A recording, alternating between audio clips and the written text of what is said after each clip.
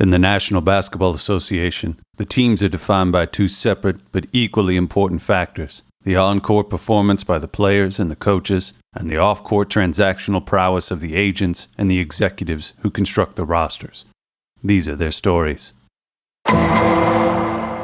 Las Vegas is buzzing. This is the first night of Las Vegas Summer League, an event where the entire NBA comes for a few days to a place where man has constructed a city in defiance of God and take in some meaningless basketball. Absurd conclusions will be made. Imaginations will be titillated. Alcohol will be guzzled. And money will be wasted. Just off the strip at the Thomas & Mack Center, every seat is filled and every concourse is teeming with jersey-clad humans because of one unmistakable four-letter word. This is about Zion.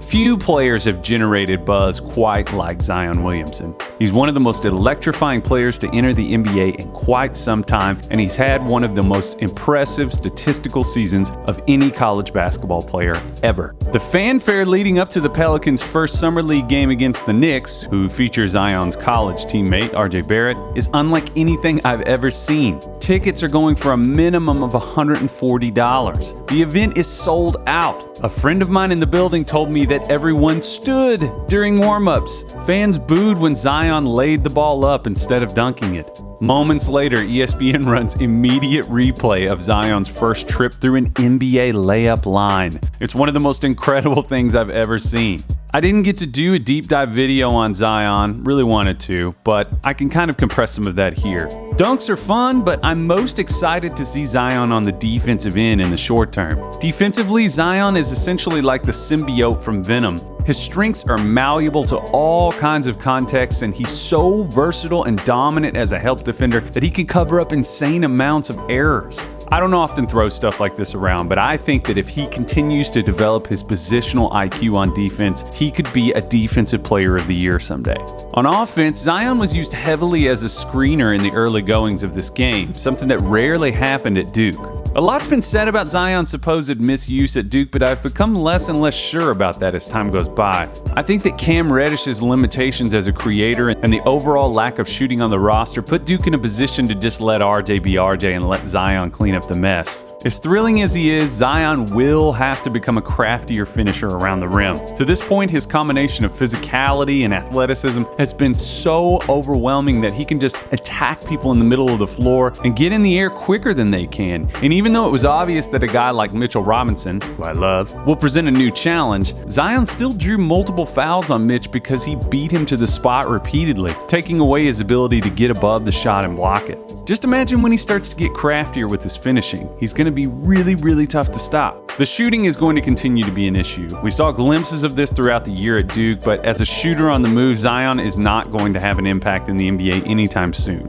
The good news is that in the basketball sense, the Pelicans are a great situation for him. He's not going to be relied to create that type of offense. His Summer League career likely ended after that first half, though. He banged knees with Kadeem Allen at the 7:31 mark in the first quarter, and he looked to be in some pain. Personally, I was surprised that we saw Zion in Summer League in the first place, and I'll be surprised if we ever see him in a jersey at Summer League ever again. While we're not going to have time to totally delve into it here, RJ Barrett had some positive moments, but he also had plenty of RJ moments. He went 4 for 18 from the field for 10 points and just 1 assist, and didn't have a huge defensive impact in this game either. He's still failing to see the bigger context of plays. Lots of drives into a sea of defenders and attempting to send a wild floater over the top, and he's missing a lot of kickouts that should be easy looks for 3.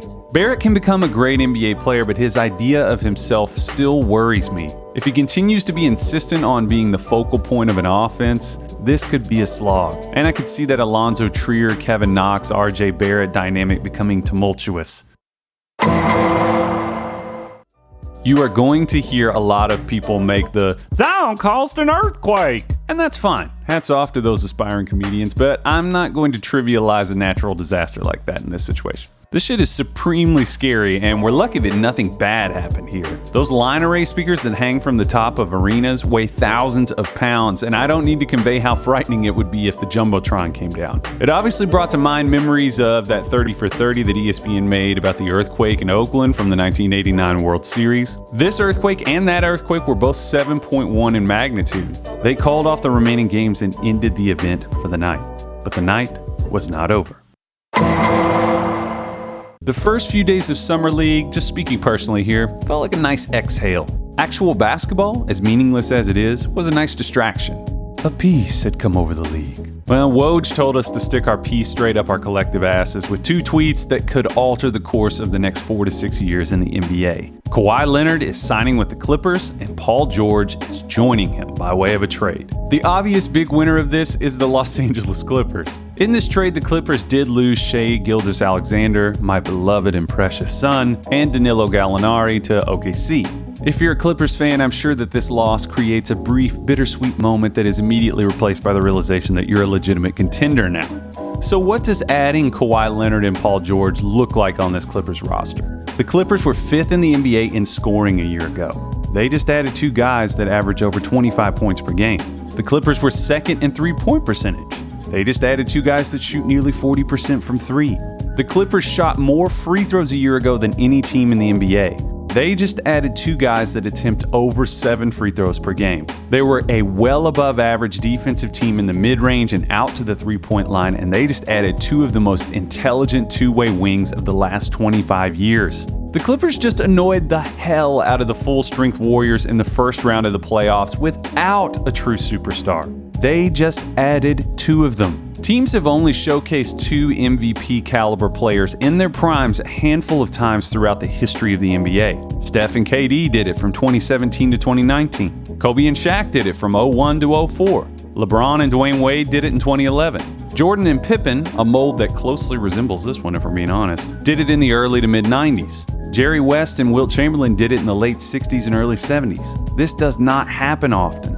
Kawhi is 28 years old and Paul George is 29. The 3-headed offensive monster of Leonard, George, and Lou Williams is going to be lethal, no doubt about it. Also worth noting that Landry Shamet, the guy that the Clippers front office inexplicably pried away from the Sixers, was already one of the most effective off-ball players in the league as a rookie. He was in the 87th percentile off of screens, and he scored more than 1.12 points per possession, with an effective field goal percentage of 58.3%. He's good, guys. On both sides of the ball, this Clippers team is going to be dynamic and tough with 2 high-level ISO scores and some of the most switchable defensive lineups in the league. Pat Beverly, Paul George, and Kawhi Leonard? Are you serious? This is going to be fun to watch.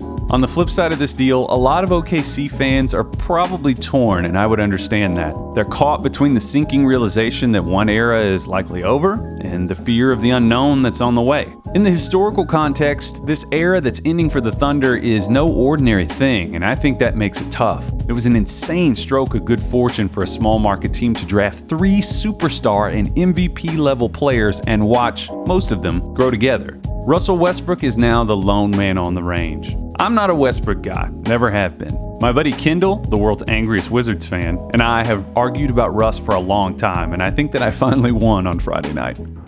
After careful consideration, I've decided to renounce rights to defend Russell Westbrook and his give me the ball and you very much style of play, because it obviously doesn't work.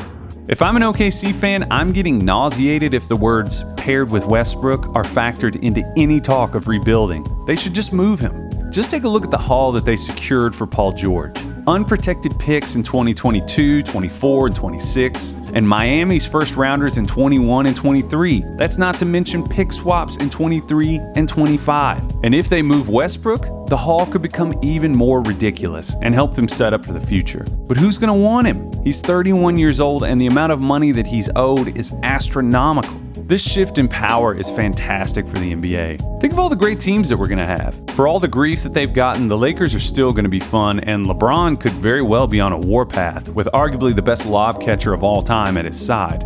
The Sixers and Brand the Builder constructed a Giannis wall in the East. The Warriors could be scrappy come March and April. The Nuggets, Rockets, Blazers, and Celtics, they'll all be feisty too. That's not to mention the defending champs who could still potentially make another move before the start of the season. Friday night is one of those nights that we'll remember forever. The kind of thing that could become a documentary years from now. It was a swift knife that lanced the dreams of some fan bases and cut the ribbon to unveil the blossoming dreams of some others. I, for one, am pumped to watch it unfold. Let me know if you agree.